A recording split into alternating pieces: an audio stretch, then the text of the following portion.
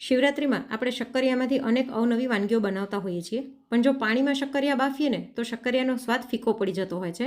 તો આજે આપણે પાણી વગર શક્કરિયા બાફવાની 3 અલગ અલગ રીત જોઈશું. સૌથી પહેલી રીતમાં એક જાડા તળિયાવાળા કુકરમાં આપણે મીઠું નાખી દઈએ.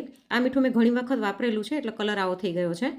તેની ઉપર સ્ટેન્ડ મૂકી અને એક પ્લેટ રાખી દઈશું અને તેની અંદર શક્કરિયા નાખી દઈએ.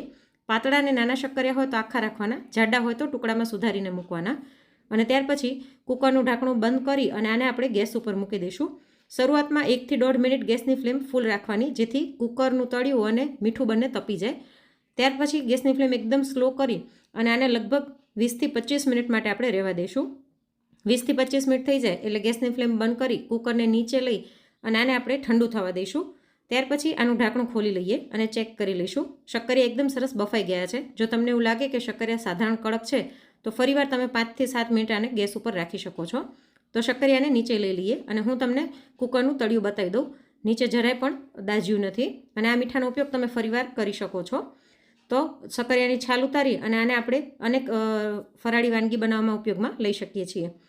હવે શક્કરિયાને પાણી વગર બાફવાની બીજી રીતમાં આપણે શક્કરિયાને એવી રીતના ટુકડામાં સુધારી લઈશું અને આને એક એક ટુકડાને સિલ્વર ફોઇલમાં વીંટી લઈએ.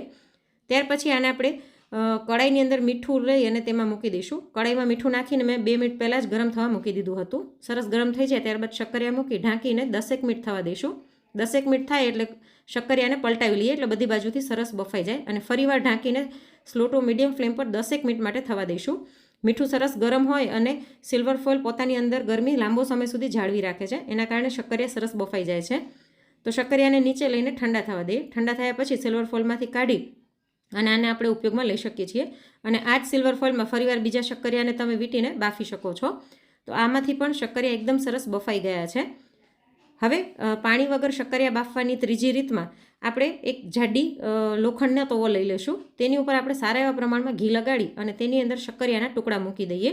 આવી રીતના કર્યા પછી ગેસની ફ્લેમ ચાલુ કરી અને 1 મિનિટ ફૂલ રાખીશું અને પછી ગેસની ફ્લેમ સ્લો કરી ઢાંકીને આને 10 મિનિટ થવા દઈએ.